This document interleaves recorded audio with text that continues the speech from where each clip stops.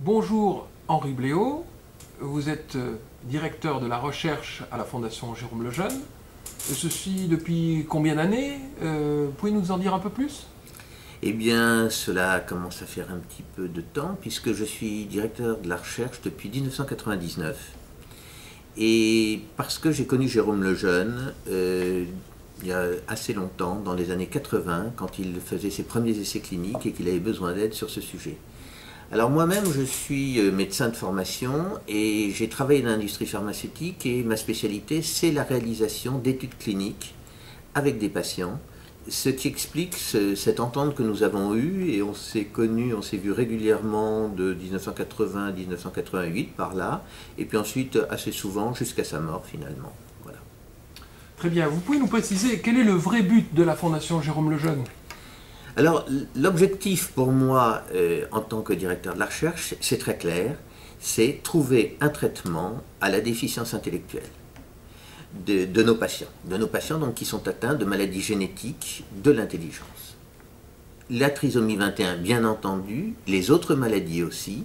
Alors, la trisomie 21 a une petite faveur parce que Jérôme Lejeune l'avait découvert, mais il a découvert aussi beaucoup d'autres maladies, et puis parce que comme il y a plus de patients, c'est un petit peu plus facile de chercher, donc on a un petit peu plus de chances de trouver d'abord.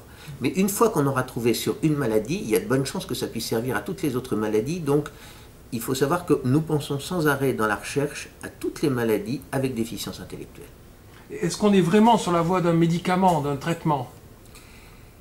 On a plusieurs voies pour y arriver. On a aujourd'hui deux grandes manières de chercher. On regarde les gènes qui sont en trop ou en pas assez, et on essaie de guérir ce qu'on appelle le génotype sur les gènes, donc. Ou bien on regarde les patients, on essaie de voir ce qui ne fonctionne pas bien, et on essaie de voir comment corriger ce qui ne fonctionne pas bien. Alors, chez les patients aujourd'hui, nous n'avons pas encore de succès, mais chez les animaux, modèles de trisomie 21, modèles d'X fragile, modèles de tout un tas d'affections, il y a des succès de plus en plus forts, et donc on peut vraiment espérer d'ici quelques années avoir non pas un gros succès, mais avoir quelque chose qui bouge et qui permette d'avoir ce que j'appelle un fil rouge à tirer, un guide qui nous permette ensuite d'élargir et de vraiment trouver des traitements puissants. Cible 21, il y a un poster derrière vous de Cible 21. Est-ce une espérance ou un espoir? Les deux. Les deux. Cible 21, c'est un projet qui est autour d'un gène, on parlait de génotype tout à l'heure, autour d'un gène qui est sur le chromosome 21 humain et qui s'appelle CBS. CBS, alors ça paraît un peu barbare, mais le nom de l'enzyme pour lequel il code est encore bien plus barbare, c'est la cystathionine bêta-synthase. Et donc, on travaille sur ce gène qui fonctionne trop fort dans la trisomie 21 pour essayer de le freiner. Alors, comme on ne sait pas freiner un gène, eh bien, comme il code, comme il provoque la synthèse d'une enzyme CBS, eh bien, on essaie de freiner cette enzyme CBS par des inhibiteurs de la CBS, qui est quelque chose que l'on sait faire. Inhiber une enzyme, c'est comme ça que marchent, par exemple, tous les antibiotiques, c'est comme ça que marche l'aspirine. Donc, c'est une voie que l'on sait manipuler en médecine, en pharmacologie. Merci. La Fondation, a déposé un brevet sur toute une famille d'inhibiteurs dans le cadre de ce programme de recherche Cible 21. Combien d'argent va rapporter ce brevet à la Fondation Lejeune? Alors, l'argent rapporté à la Fondation Jérôme Lejeune avec ce brevet, je pense, va être de l'ordre de zéro. Et ce n'est pas important. Si on a pris un brevet, ce n'est pas du tout pour faire de l'argent. Si on a pris un brevet, c'est parce qu'il est nécessaire pour que l'industrie pharmaceutique s'intéresse à ce type de produit, qu'il soit breveté. Si nous trouvons un résultat positif, le seul moyen de développer un médicament, ça va être l'industrie pharmaceutique. Trouver un médicament, ça coûte plusieurs dizaines de millions d'euros. Donc c'est hors de question que nous puissions financer ça. Donc on a absolument besoin qu'un industriel s'intéresse à la chose. Et pour l'intéresser, il faut que ce soit breveté. C'est le seul objet du brevet. Merci. On voit aussi dans les voies de recherche EGCG. EGCG, alors oui. comme CBS était un très joli nom, EGCG ça veut dire le galate d'épigalocatéchine. Vous voyez que c'est extrêmement joli aussi. Alors en fait, le GCG c'est un inhibiteur d'un autre gène, d'une autre enzyme qui est codée, qui est sur le chromosome 21, qui est surexprimé, où il y en a trop dans le cadre de la trisomie 21, et donc que l'on veut freiner, et cette enzyme ça s'appelle DYRK1A.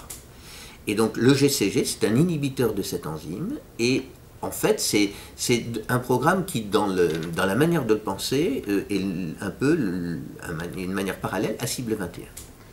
Merci.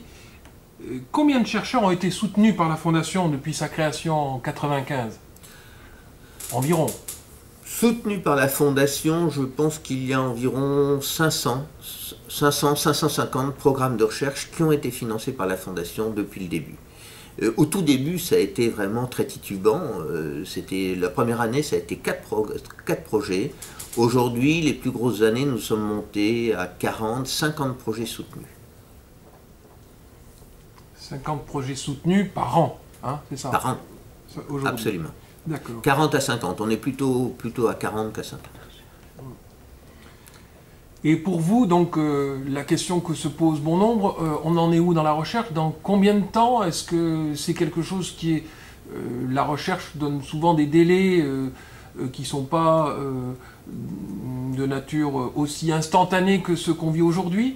Demain, pour la recherche, en année, c'est combien? Alors, les prédictions en recherche sont toujours un peu difficiles. Et je dirais, on aura gagné quand on aura traité un patient.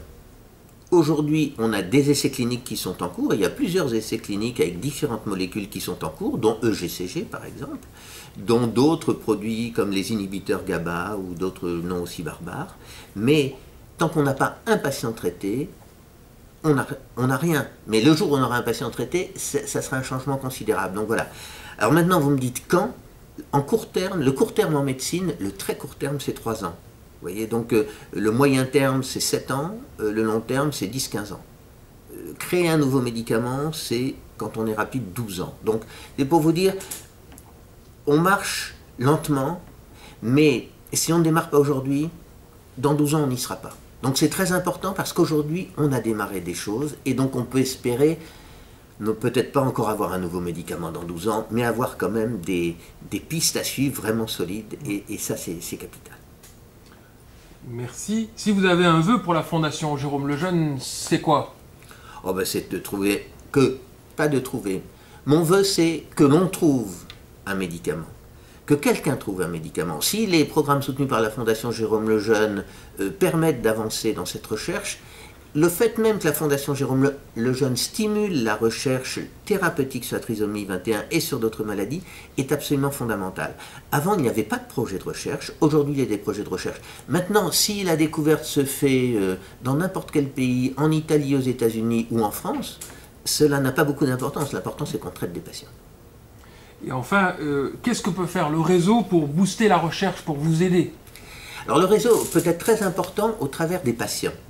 C'est vraiment là où ça peut être important. Il risque d'arriver dans ces prochains mois, dans ces prochaines années, que nous ayons besoin de faire des études cliniques. Et pour faire des études cliniques, on a besoin de patients. Et donc là, c'est important d'avoir l'aide des familles, d'avoir la confiance des familles, de façon à ce que les gens acceptent que leur enfant puisse rentrer, ou leur enfant ou leur grand-enfant, souvent sont des adultes, puissent rentrer dans un essai clinique dans le cadre de recherche sur la trisomie 21 ou sur une autre maladie. Ce sera très utile, cette aide, et quand on parle d'études cliniques, il faut savoir que les études cliniques ne font pas courir de risques aux patients. On fait toujours des études cliniques pour essayer de trouver quelque chose de mieux que ce qu'il y a, et même les patients qui ne reçoivent rien, vous savez, dans les essais cliniques, on donne des placebos qui sont des produits fictifs, et ces patients sont suivis bien plus que les autres, ont des examens, des examens de sang, ont des examens spéciaux, etc.